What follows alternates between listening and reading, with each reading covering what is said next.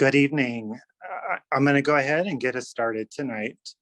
Welcome and thank you for taking time out of your evening to participate in the public meeting for the first phase of the Red Rock Canyon Legacy Trail. My name is Josh Travers. I'm the Assistant Field Manager for the Red Rock Canyon Sloan Field Office and excited to be here with you tonight to present the proposed first segment of the Red Rock Canyon Legacy Trail. I want to apologize. Normally I would have my video on for these presentations, but due to a computer upgrade, I do not have access to my computer's webcam, and I want to apologize for that. Sheeter, could you take us to slide 2? Thank you. Agencies involved in this project, Federal Highways, Jacobs Engineering Group, Clark County, Nevada Department of Transportation, and of course, the Bureau of Land Management. Next slide. Tonight's meeting format will follow the agenda provided on the slide that you see here. I'm going to take a few minutes to walk us through an introduction of the project. I'll go straight into about a 20-minute presentation. We'll open a question and answer forum where you will be able to ask us questions and we'll provide answers. And then that'll take us right into the last hour for comments. For each comment, you'll have 2 minutes for those, and we'll talk about what that's going to look like. But what's most important is there's an opportunity for all of you to comment tonight, but the commenting period is open until May 9th, and throughout this meeting, we'll share how you can provide comments outside of this meeting. I thank all of you for participating, but I also want to thank all of those who's supporting this meeting.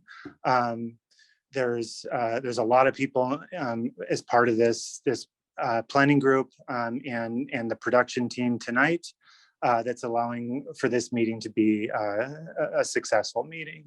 I'll be presenting, John Asselin is also facilitating, and then behind the scenes, we've got an interdisciplinary team and other participants from BLM, Clark County, Jacobs Engineering Group, Federal Highways, and the Nevada Department of Transportation. And I definitely want to give that group an applause for being here tonight and supporting this meeting, but also supporting the design, the planning, and all of the work that's gone into getting us to where we're at tonight. Next slide.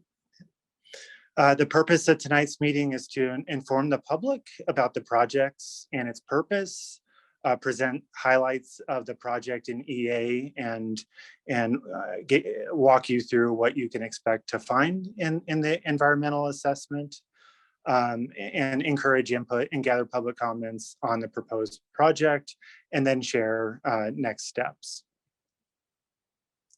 Next slide.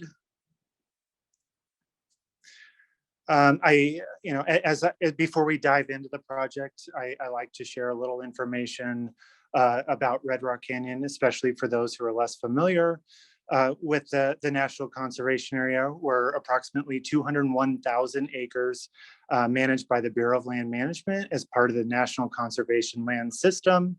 It's important to remember we're not a national park. A lot of folks recognize this as a national park, but we're managed by the Bureau of Land Management as a national conservation area. And our mission is to conserve, protect, enhance, and manage the designated lands for the benefit and enjoyment of present and future generations. Red Rock Canyon is required to consider cultural and natural resource protection as our highest priority, but we balance that by providing sustainable and well-managed recreation access, facilities, and features. In 2016, Red Rock Canyon was visited by just over 2 million visitors. By 2019, we saw more than 3.5 million visitors, followed by another 3.5 million in 2020.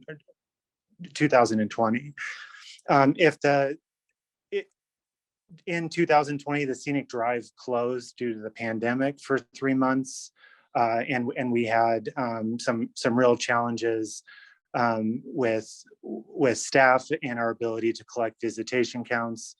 We do believe that we saw increased visitation throughout the NCA through displacement of the closure of the Scenic Drive, but also due to increased visitation continuing to happen through the pandemic. And so we believe that our visitation was somewhere between 3.5 to 3.8 million visitors. This year, we're trending to break 4 million visitors, which puts us back on track to reach 5 million visitors by 2025. With growing populations and expanding interest in recreation activities, Red Rock Canyon is exploring ways to ensure appropriate access points and well-planned features are provided throughout the NCA that helps us better protect resources while providing sustainable and well-managed recreation access facilities and features to a growing interest and to a growing population.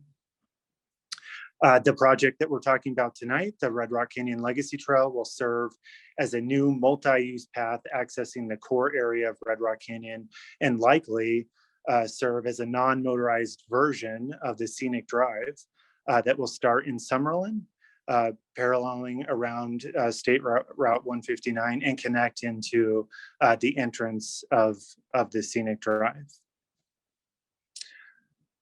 Next slide. Before we jump into the first phase of the project, there's a moment of clarity that I'm going to try to make. There's a lot of moving parts in the planning and design of the Legacy Trail, and my goal with this picture this slide is in visual is to show the different segments and how the trail is getting planned. So I'm going to start with segments before I go into the phases. So the phase that we're planning and the phase that we're presenting tonight is segment 1, and that's the trail in green that you see on the north. Yep. And Shooter, if you advance forward once, you'll get a label for that segment 1 as well. Yeah. So that's segment 1, and it leaves Summerlin on the north side of State Route 159 and goes to the entrance of the Scenic Drive. And then Shooter, you can go ahead and advance to segment 2.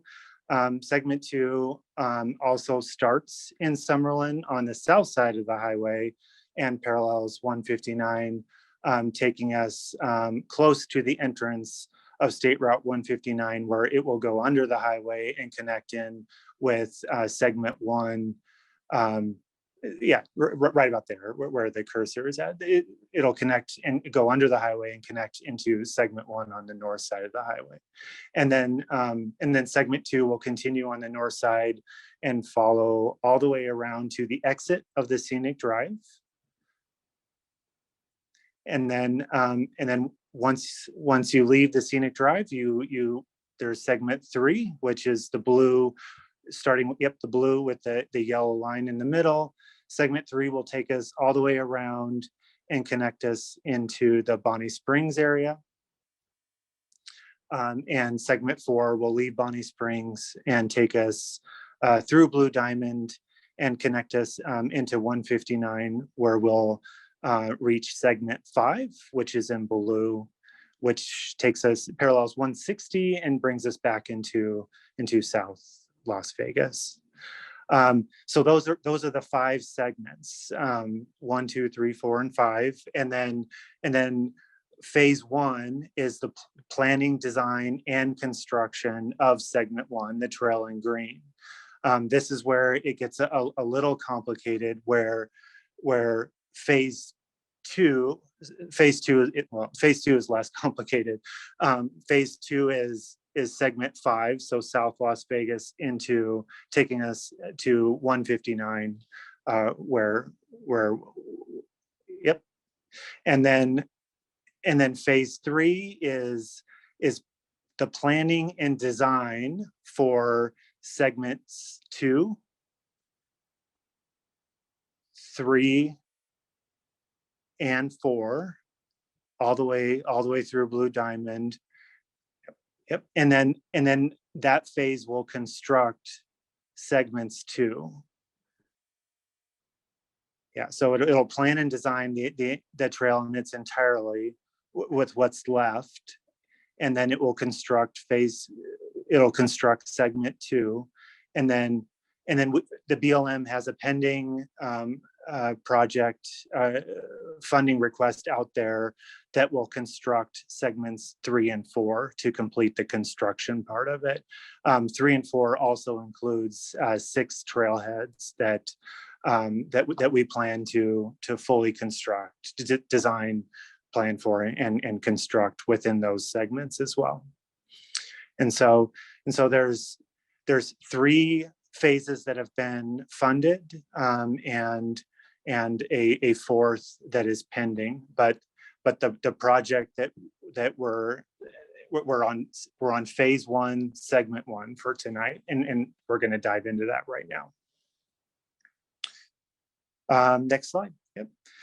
So the Legacy Trail and why is the project needed? So the BLM has looked at the need for this trail for a long time with a variety of partner organizations, and we've identified the priority needs to be centered around improving the safety along State Route 159 for both motorized and non-motorized users, increase access to Red Rock Canyon from the greater Las Vegas Valley system of non-motorized trails, improve circulation for non-motorized users between existing recreational amenities, key access points, and trail systems within Red Rock Canyon, provide visitors a high-quality recreation experience of Red Rock Canyon's unique Mojave Desert landscape, continue to promote preservation of natural and cultural resources within Red Rock Canyon, and provide an opportunity to encourage positive human health benefits.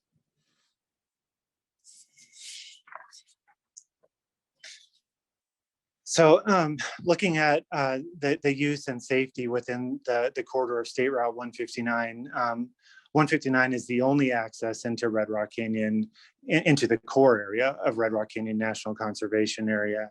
And the 50-mile per hour transportation link connects Red Rock Canyon to the surrounding Las Vegas suburban area. Bicyclists and pedestrians use the shoulders along State Route 159 to access Red Rock Canyon, creating safety concerns and potential conflicts between motorists and bicycles and other pedestrians using the corridor. There's those pictures there represent some of the history that's happened along State Route 159, where cyclists riding in the State Route 159 shoulder have been struck by motorists. Unfamiliar tourists on a regular basis park illegally on State Route 159, and that leads to hazards for runners and bicyclists using the corridor, where they're blocked by those parked vehicles. And there's been multiple crashes that have injured recreationists on State Route 159. Next slide. So the first phase and segment 1 of the Legacy Trail is a 5.5-mile multi-use trail connecting the Scenic Drive fee area to the residential area and 215 West Beltway Trail. 2 new parking areas within the NCA are planned, and then an additional parking lot is being planned by Clark County. formalization of existing dirt parking along Calico Basin Road.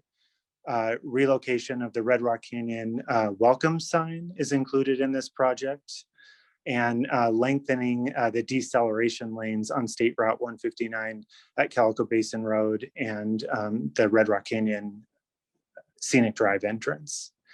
And then some bike lane striping through the Calico Basin Road and the Red Rock Canyon entrance station intersection from between State Route 159 and the fee station.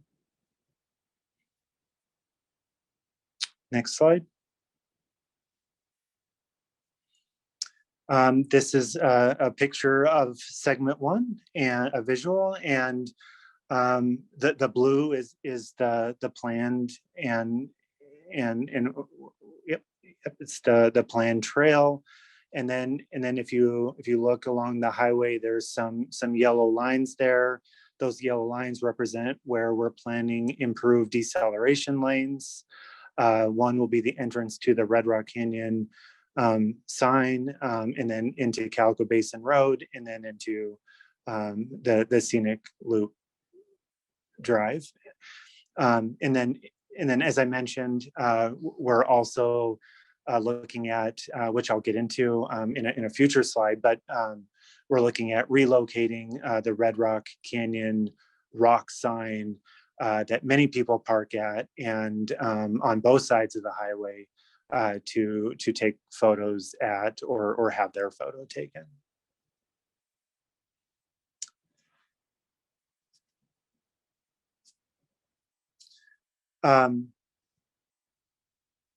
Actually, Cheater, if you could back up, yeah.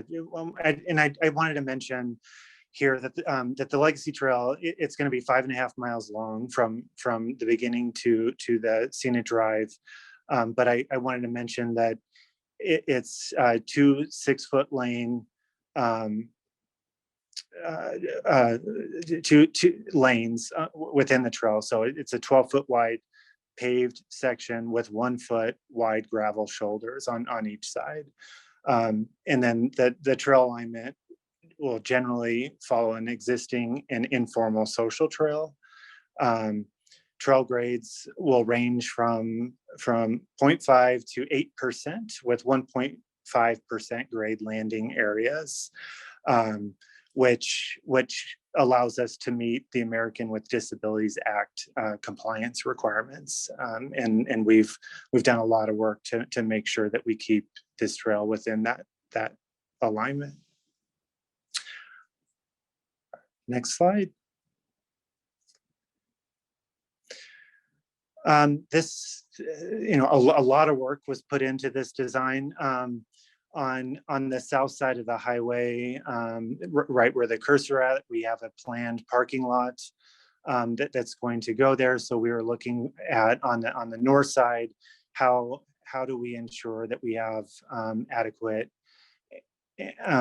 access and safe access that could get us from Sky Vista Drive and around and underneath the highway and over to the parking lot. And so this reflects what that trail entrance is going to look like. And then the next slide, if we advance to that, there's a nice visual of what we see that looking like. So you can see, on the right side, the trail leaves Sky Vista and works its way back where a user of this trail could make a decision to go right onto the bridge and continue down towards Red Rock Canyon, or go underneath and meet up with the parking lot on the opposite side of the highway.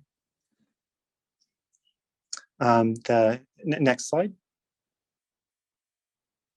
A couple, I wanted to share, just to walk us through a couple visuals of renderings of what the trail is proposed to look like. So here it is adjacent to 159 as you leave Summerlin. Next slide. One more, closer to Calico Basin.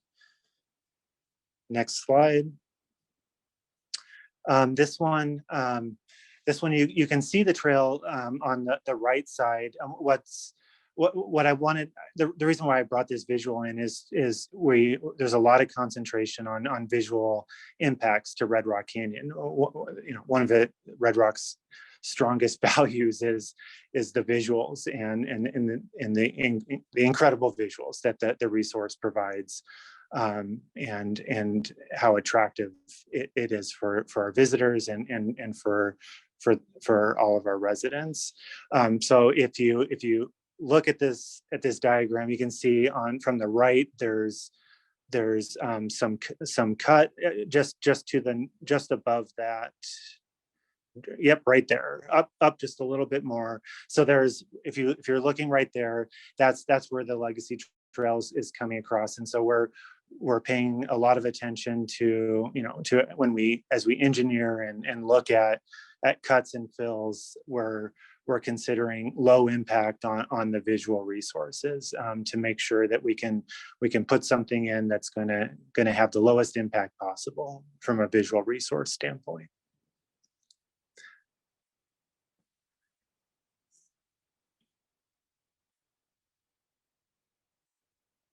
Yep, and so this slide is sharing the movement of the Red Rock Canyon sign. So on the left picture, there's a blue dot just off to the left. Yep, right there. That's the current location of the Red Rock sign, where we're looking at moving it further down the highway to the left, where there's a yellow thumbtack. We're going to place it there. And then the visual on the right shows that we're going to have a parking lot there that's going to support approximately 18 parking spaces. The proposal suggests that we would have 2 spaces designated for bus traffic, and then a deceleration lane to support traffic slowing down and pulling off and safely getting into the parking lot there. Next slide. This is, I felt this was an important visual to put in. So this is the location of where the sign would go. So, one of the values of the Red Rock Canyon sign now is its current placement allows for people to take their photo with the Red Rock Canyon sign, but also have a nice visual of Red Rock.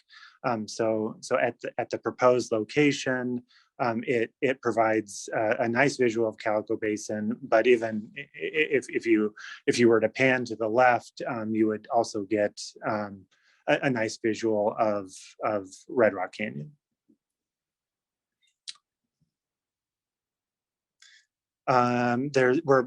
We're proposing a parking lot along Calico Basin Road, and that parking lot would be, as you're going into Calico Basin, that it would be near the Jeans Trail access point, and on the left side of Calico Basin Road. Next slide. So we're in the process. We've gone through a variety of steps to get to where we're at. The EA, the environmental analysis has been prepared and is available for public review, and we're asking that you dive into that and look at the environmental analysis, and provide us comments on what you think about the project, and we want to hear, we want to hear from you on have we built the trail that's in support of what you see the demand is for the use. Next slide. In the environmental assessment, we list out a variety of resource areas their impacts and the mitigation. This slide shows, highlights some of those. I'm not gonna, just for timing, to make sure that I give you time to ask questions and plenty of time to leave comments.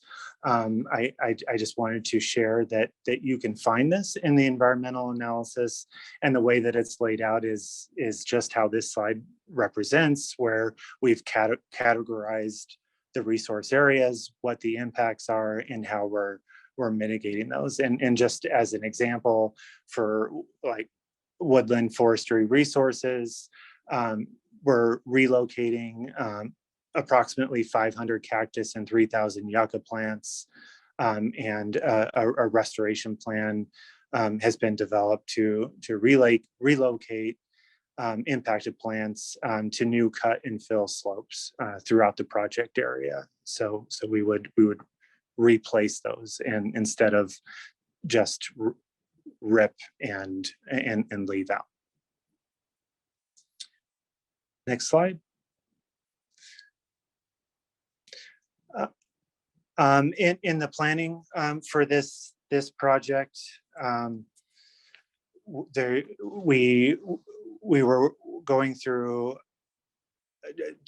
two alternatives, and we labeled them alternative 1A, which is along the State Route 159 corridor, and then alternative 1B, which was on Howard Hughes property, and backed up against those homes that you see on the right side of the visual that we provide here, and follow the homes all the way around until we try to cut back to the darker blue portion of the legacy trail. When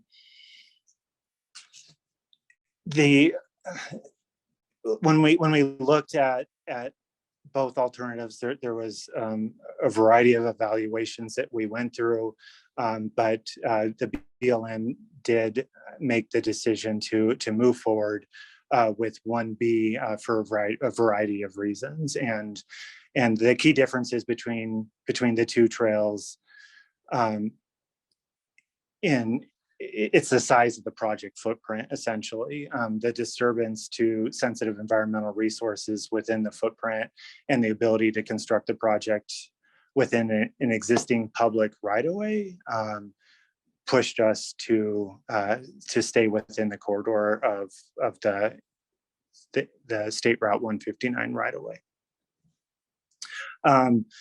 But as we worked through this, we found threatened and endangered species, where alternative A, which it resulted in, if we stayed within the highway right-of-way, it resulted in approximately 19.7 acres of permanent disturbance, and just over 15 acres of temporary disturbance to desert tortoise habitat, where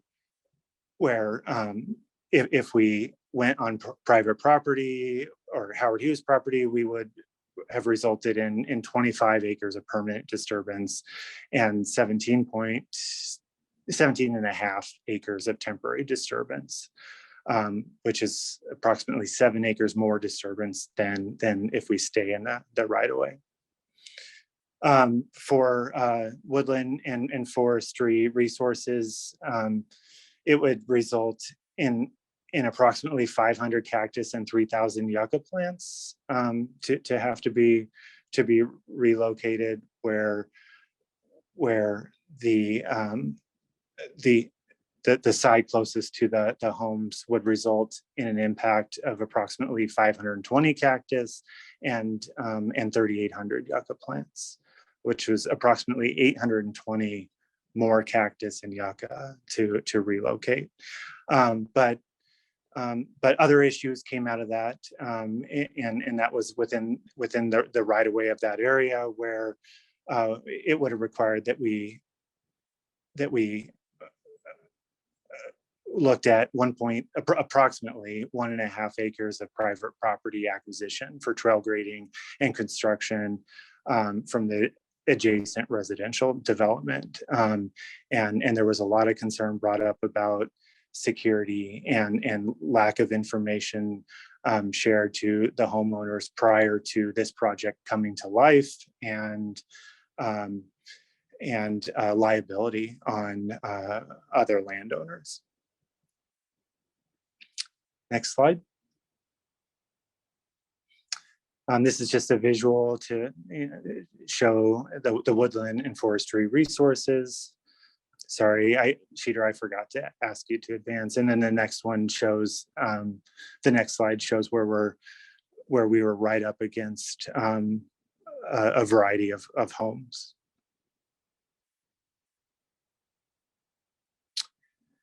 Yep, and as I stated,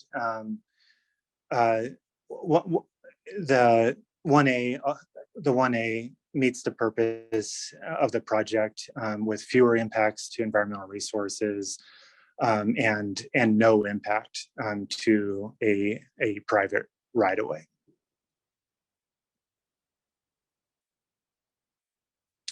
So the next steps for this project is to collect and consider comments received during the 30-day public review period, and then prepare a decision document by January 2022. Well, no, sorry, the January is an incorrect date. but the next step will be to prepare the NEPA decision document after public comment, and we use those comments to finalize the NEPA document. And then activities that would follow that is construction is anticipated to begin early 2023 through early 2024. And John, I'm gonna go ahead and hand this part over to you. Hi, I'm John Aslin. I'm going to facilitate your journey through the question and answer session, and then also the public comment session. So we're going to start out here with the question and answer session. So if you notice on your screen here, you'll click the Q&A button that's down at the bottom of your screen. And in there, you can type in a question. And then that question will be sent over to our team of specialists. And some will be either typed in and some will be answered live, depending on how much time we have and how much it applies to the full group. One thing I'd like to remind everyone is that this meeting is for the EA for phase 1 of this project. So please keep your questions to things that could really help inform you to provide better comments for this environmental assessment. So go ahead and start typing your questions in there. And as we get some questions in, we will start answering them.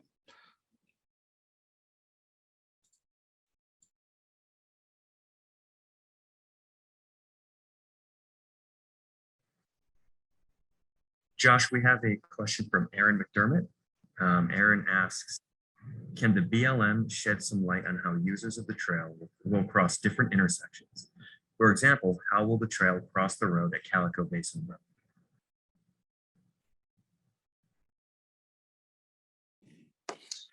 Yeah, great question, and you'll find information on that in the environmental analysis. So the plan, the intersections that the trail crosses will be Calico Basin Road, and end at the scenic drive, where the next phase will pick up the actual crossing of the scenic drive. So to cross Calico Basin Road, the proposal right now is to have a crosswalk provided where the trail crosses the road, and yeah, it cuts straight across Calico Basin Road through the use of a crosswalk.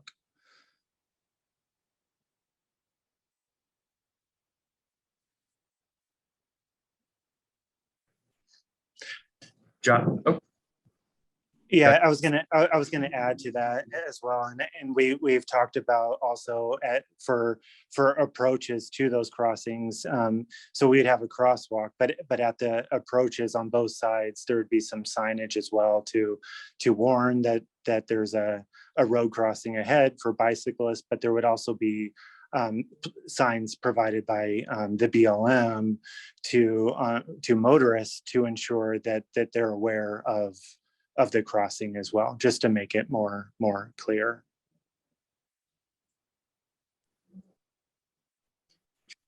Another question from Ed Price.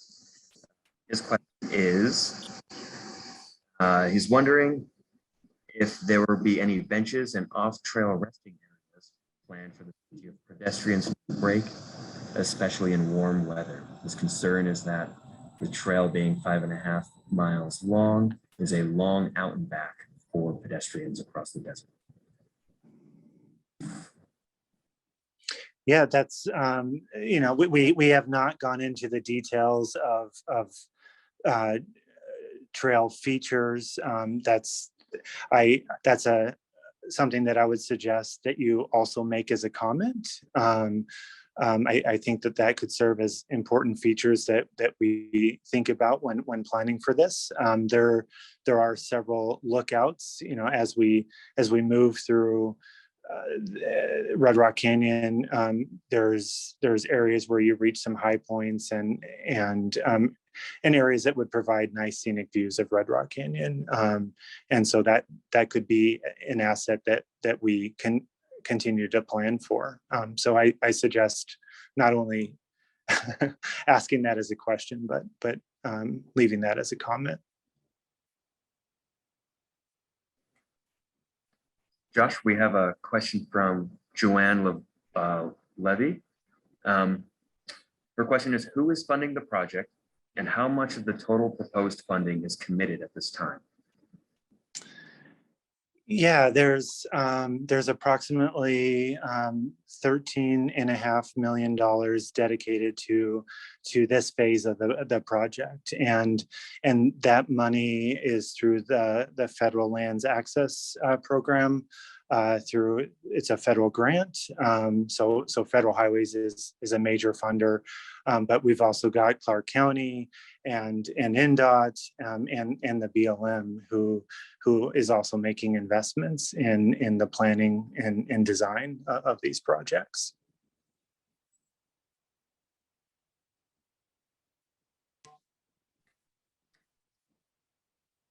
We have a question from Andrea Zuckerman. She is asking if we can describe the bridge to be built in alternative 1. John, could you ask the question one more time? Andrea Zuckerman would like a description of the bridge that's proposed to be built in alternative 1A.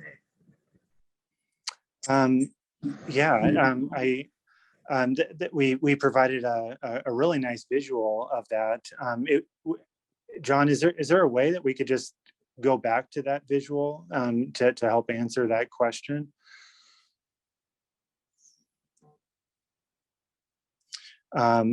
So it's the idea of the bridge is to, visuals have been a big topic, and but also staying consistent with the way our pedestrian bridges have been built and constructed throughout Las Vegas, so that it complements other trails, but also complements the visuals of Red Rock Canyon. And so here's a visual that does a much better job than what I could do in describing what the bridge would look like if this project moves forward.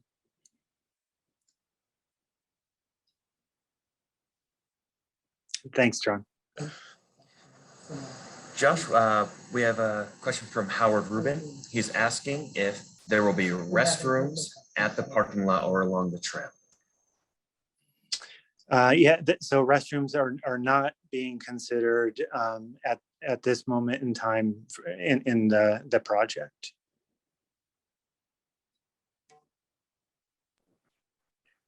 Josh, we have 4 questions from Heather Fisher. I'll just start with the first one.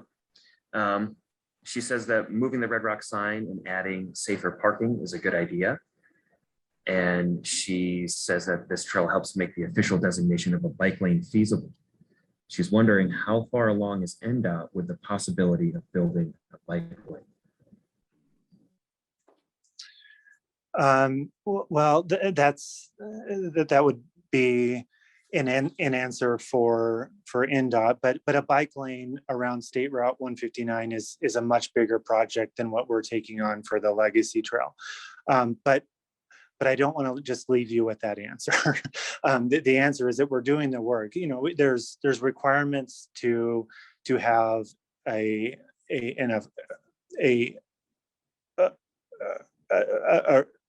certified, if you will, bike lane on State Route 159, and we would have to consider the entire length of the highway to create a bike lane that would support that. And so since this project is limited to, you know, to 5.5 miles and a portion of it is adjacent to State Route 159, where we're looking at the deceleration lanes, we're also looking at what that would require to support making a certified bike lane around State Route 159.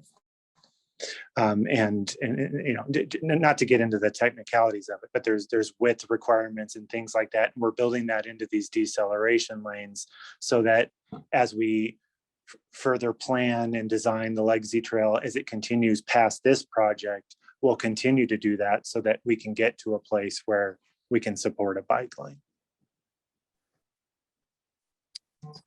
Josh, Heather's second question is, she's wondering if phase 1 of the trail will be built in phases, as in, will users, or can users use the first part before the last part is built?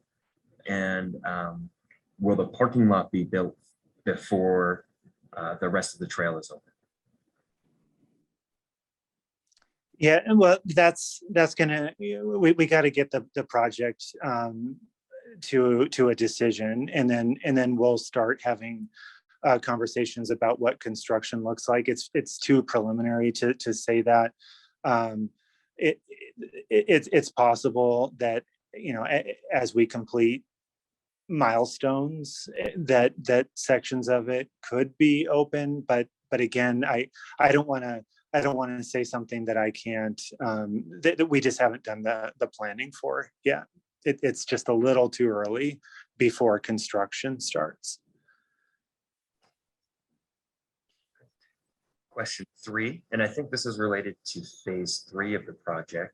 Heather's wondering where the 6 trailheads will be located. Yeah, that's for future projects.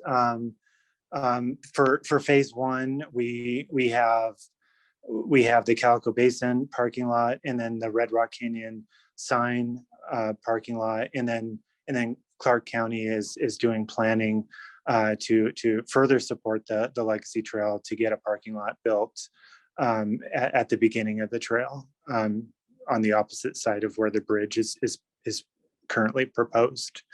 But for those future phases, please feel free to reach out to the Bureau of Land Management, and we can talk about future phases of the project, and where we're at in that planning. And her 4th question, will shaded rest stops, are shaded rest stops in the plans? No, we have not.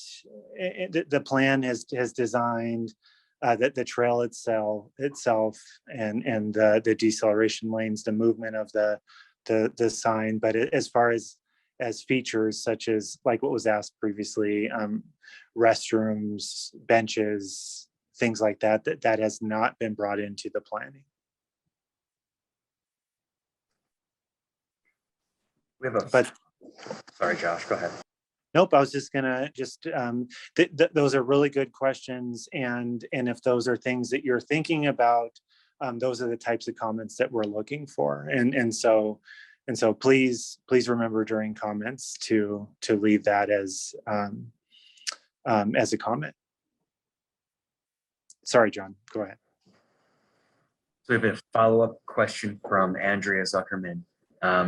She was wondering about the bridge turning into the wash around the current Red Rock sign. For details on that bridge. I didn't get the location. I'm sorry. She was wondering about the bridge turning into the wash around the current Red Rock sign. Turning into the water. Oh, yeah. So there's the bridge that crosses. So I don't have a map of the Legacy Trail up in front of me, but there's the main bridge that will cross as you leave Summerlin and you cross the main wash, and then the trail does cut back into the NCA where there is a second planned bridge, and it'll be complementary to the bridge that we have at Summerlin on Summerlin, or on State Route 159. Josh, we have two really good questions up in the queue right now. The first one is from Joanne Levy again. She's asking, will there be water availability? And if not, do you propose safety signs at the entrance or along the trail? As others have mentioned, she's concerned about health risks on hot days, especially among visitors not conditioned to the climate. Yeah, the BLM, Red Rock Canyon, around the Scenic Drive, we have award-winning signs now from Leave No Trace, where we've been able to bring a lot of really good safety messaging, maps, and through the use of cell phones and technology and QR codes, we put a lot of information right into the lap of our users, and we will be placing complimentary signs along the Legacy Trail as well. And as far as water, we don't within the National Conservation Area, we don't have the capacity to supply water to these remote parking spaces or parking lots or places along the Legacy Trail. So it's we're definitely going to do a lot of messaging and provide information that encourages visitors to bring water and plenty of water. We have another question from Diane Sperry. She is asking, will there be dog waste bag stations / trash cans along the pathway? Her concern is that human and pet waste in Calico Basin and Red Rock in general is a significant human health hazard. Yeah, no, that's a great question, and much needed in Red Rock Canyon. We recognize that. The answer to that is in direct alignment with some of the more detailed work that needs to go into looking at the Legacy Trail. So for the planning and design, and as we move to construction, dog waste bags is not included in this project, but definitely something that I encourage you to leave a comment about. And that's more of an operational structure of the trail, and something that I'm sure we'll have conversations with as we move forward.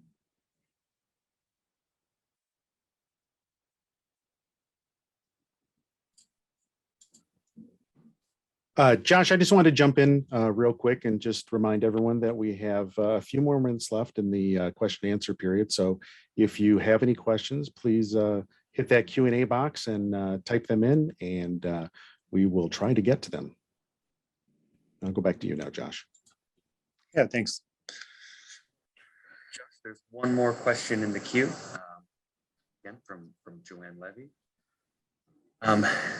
She's asking, has anyone modeled the costs of not moving forward with this trail in terms of police presence and crashes along the highway? Has anyone modeled tailpipe emissions in the canyon area with or without the trail? Yeah, John, repeat one more. I'm looking. I'm interested. I need to hear the data that we're looking for one more time. Joanne is wondering if anyone has modeled the costs of not moving forward with this trail in terms of police presence and crashes along the highway. And then the second part to her question is wondering if anyone has modeled tailpipe emissions in the canyon area with or without the trail. Those would be really, really hard to model, but I do not believe BLM has not done any of that research along State Route 159. I don't want to speak for Nevada Department of Transportation. If they've done any work, I want to say that I don't believe that they have, but does anyone from the Nevada Department of Transportation want to add to that? Thank you. This is David Bowers, and no, there has not been any modeling done to that effect. Obviously, it would be good to get some of these bicyclists off the road and make the area more accessible for people to walk out there instead of drive into Red Rock, but that has not been officially modeled. Thanks, David.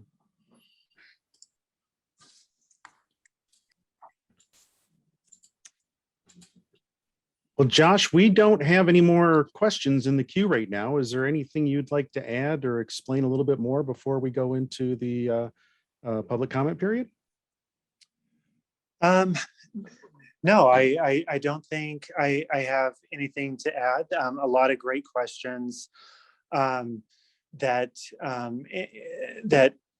lead to leaving really good comments, and I appreciate the thought in the questions that you're asking, and I hope that those that the answers that I provided helped you form a comment that you'd like to leave with us tonight, or perhaps through the email address that we provide for commenting.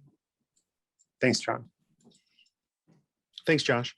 Shedra, can we move on to the comment slide? And I want to remind everyone that if you do come up with another question while we're past the question period, you can still put it in the box.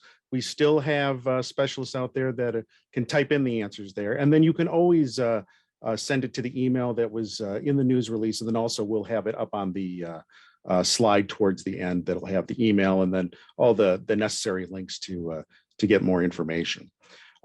So let's get into the public comment period. This will be a live voice public comment period. We have already gone through questions and answers, so this is just comments. So if you do have another question, we won't be able to answer. It'll just be your 2 minutes worth of comment. We'd like you to provide substantive comments that are most useful for the BLM and provide new information about the proposed action, alternative, or analysis. For example, new studies evaluating effectiveness of limiting trail use. Maybe identify a different way to meet the need, for example, alternative funding mechanisms, suggest alternate methodologies for environmental assessment analysis, and reasons why they should be used, and identify sources of credible research or data. These are the kind of things that really help inform us in the environmental analysis much more than just, I don't like it, because that really doesn't help go forward there.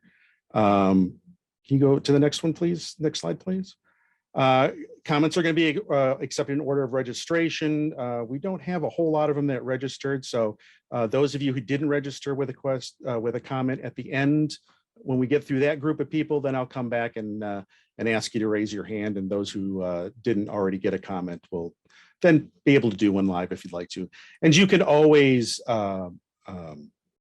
send comments in later if you think of more, or you just don't want to speak in front of everybody else.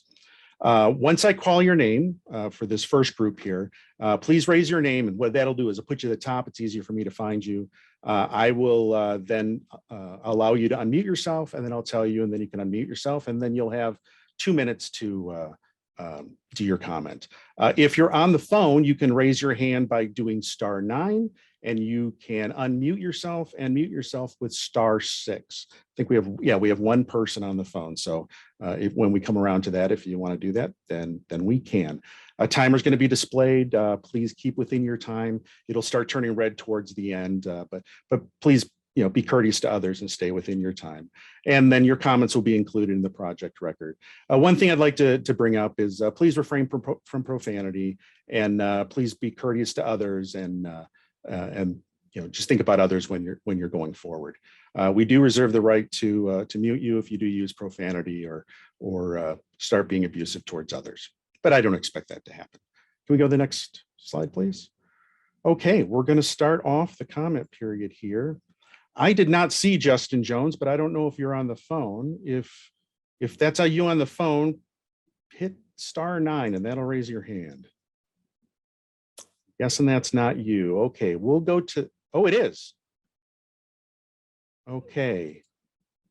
So you can unmute yourself now by hitting *6 and start your comment.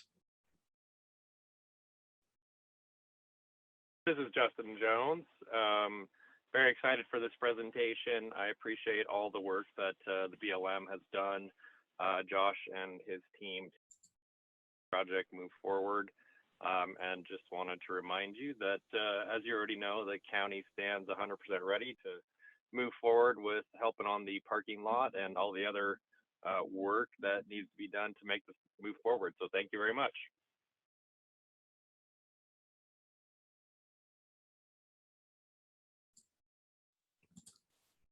Okay, thank you. I'm a little slow on pushing the button, so please bear with me. Okay, next is Aaron McDermott. Can you raise your hand, Aaron? There you are. Oops. Okay, Aaron, you can unmute yourself now. Thanks, John. Can you hear me? Yes, we can. Awesome. Okay, cool. Hello, my name is Erin McDermott. I'm the Executive Director for Friends of Red Rock Canyon. Our organization is 38 years old this year, and we support volunteering, partnerships, and fundraising at Red Rock Canyon NCA. On behalf of our organization and members, we're thrilled to support the draft EA and the plans for the Legacy Trail Phase 1. Big thanks to the BLM and Federal Highways for the care and concern for not only user groups and user safety, but the focus on upholding resource protection and conservation in your planning efforts. We'd like to comment on 2 parts of the draft EA, and we would like Federal Highways and the BLM to consider the following. We suggest paving the new parking lots associated with Phase 1 to control dust. And by formalizing parking spots, this will allow for increased safety and will support users that need handicap parking, and overall will support less resource damage by having more formal spots. If the path is ADA compliant, we feel like the parking lots should be too. Next, if vault toilets could be considered at some of the parking areas, that would be appreciated, given the high visitor use. Otherwise, we are concerned that you would have a hazmat situation on your hands. So thanks so much. Okay, thank you, Aaron. And next is, oh, I forgot. I want to apologize in advance if I mispronounce anyone's name. I'll try my best, but well, this one's not hard. But Jen Hanks, can you please raise your hand? And all right, Jen, you can unmute yourself now. Hi, can you hear me? Yes, we can. Okay, fantastic. First, I'd like to thank the BLM for having this public meeting and considering our input for the Legacy Trail and nearby intersections. I live within walking distance of the proposed trailhead and parking lot at Sky Vista in Charleston, and I'm so excited to see this trail come to fruition and the safe recreational opportunities it will bring residents of Las Vegas. Because I live and recreate in this area every day, I've had a lot of time to put thought into how this plan can be optimized.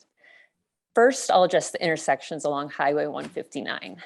You spoke of deceleration lanes along Highway 159, and I think roundabouts should be considered as alternatives. Roundabouts at Calico Basin Road and Moenkopi Road would calm traffic and increase safety along the scenic highway. Studies show that roundabouts are safer than intersections because traffic is slowed and all traffic is moving in the same direction, eliminating head-on collisions. In the BLM report, the BLM speaks of an accident in 2018 caused by a car making a U-turn along Highway 159 between Calico Basin Road and the Red Rock National Park entrance. I remember that day. My friend was impacted in that accident. Perhaps it could have been avoided with the implementation of roundabouts. Sometimes I feel like the scenic highway is more of a speedway. I'd also like to make a comment on the Legacy Trail. I'm super excited about it, but I would like the BLM to consider having the Legacy Trail limit impact to any existing natural surface trails in Calico, either by running the Legacy Trail parallel to these natural surface trails or by creating reroutes of these existing trails. We know that the Legacy Trail is going to be extremely popular and well used. Efforts to provide alternatives to hikers and mountain bikers will promote safety and harmony among all user groups. Thanks. Thank you, Jen. Next is Alan Snell. Alan, can you raise your hand if you're here?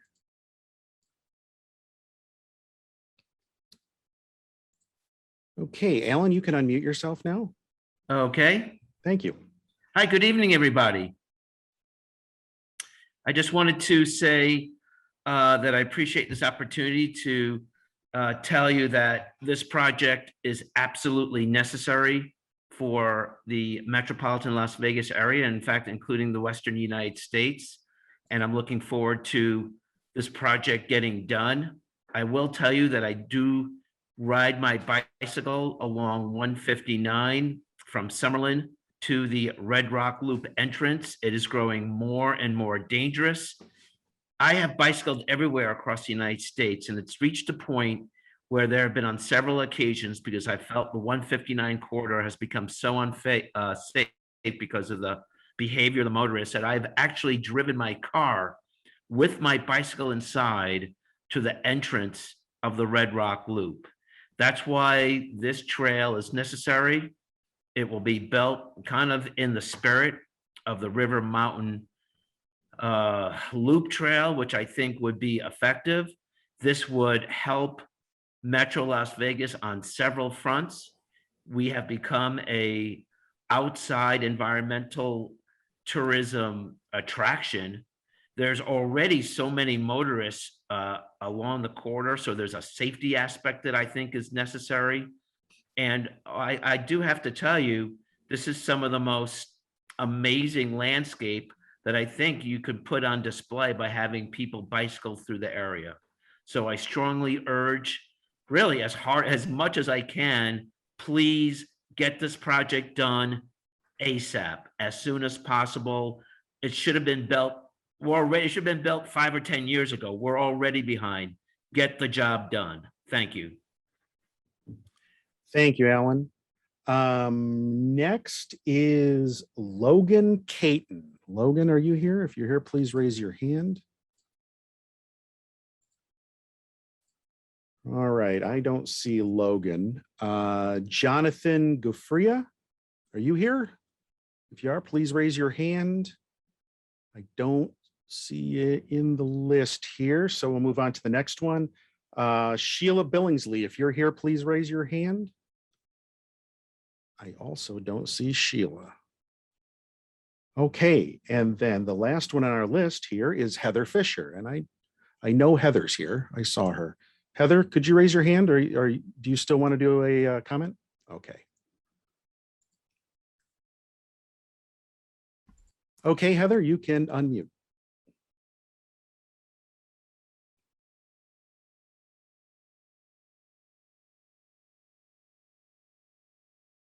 Heather, you can go ahead and unmute now. We can't hear you. Sorry. There you go. There you go. Finally got it. Okay, good.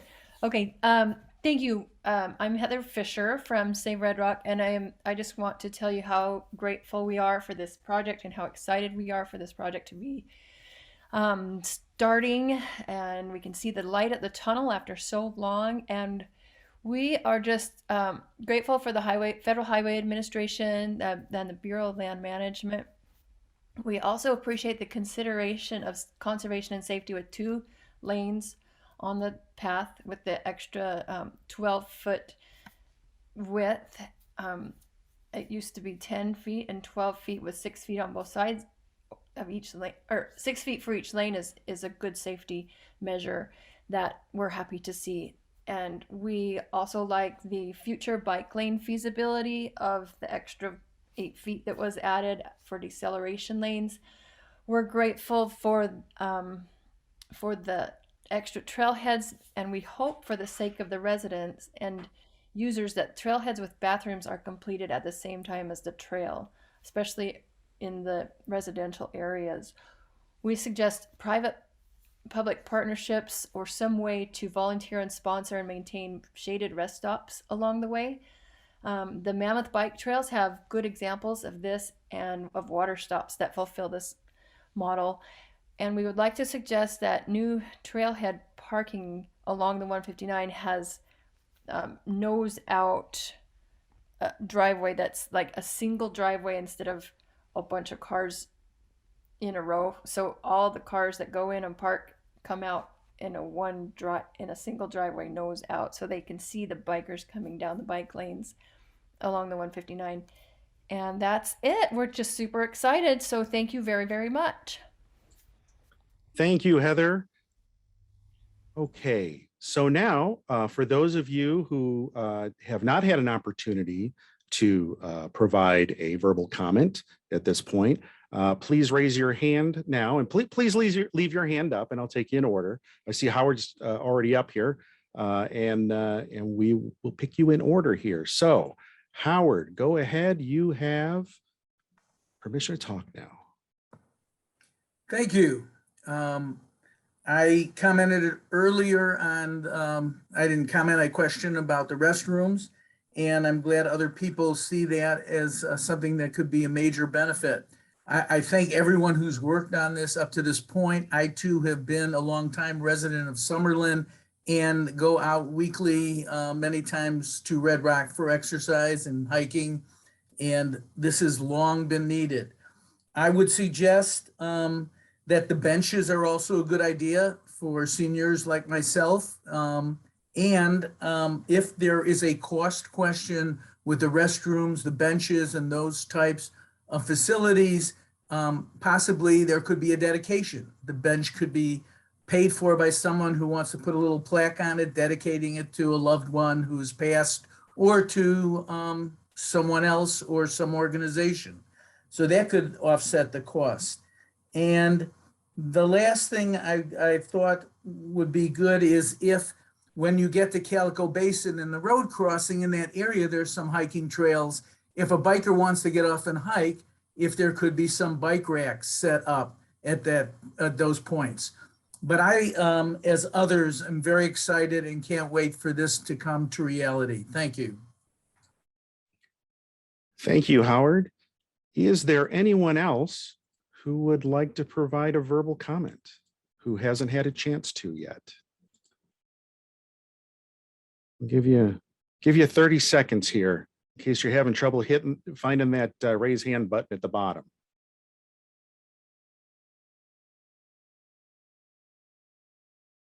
Okay. Anybody? Last chance. I'm going to do last call right now. Okay. Well, for those of you who still want to provide comment or more comment, can we go to the last slide, please? There you go.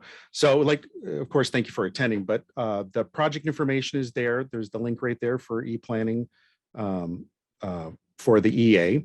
The project email is right there, blm_nv_rr_legacy trail@blm.gov. And we'll leave this up for a few minutes so everyone can see.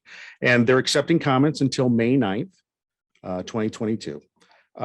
So if you have any more questions, you can send them to that email address after reading through the EA, or if you have any more comments, or you just would rather send in a comment, that's the way to do it. So I'm going to hand it back to Josh to exit out here, and thank you very much. Josh? Yeah, thanks, John.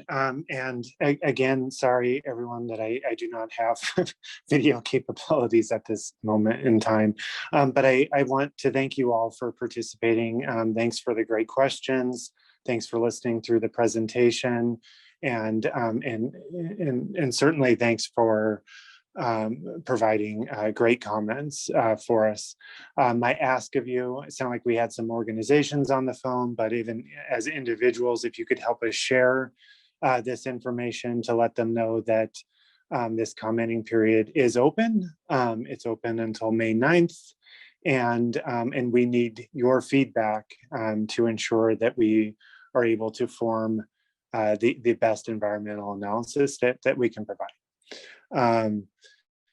With that said, I again, thank you so much. And I hope that you all have a great evening. Have a good night.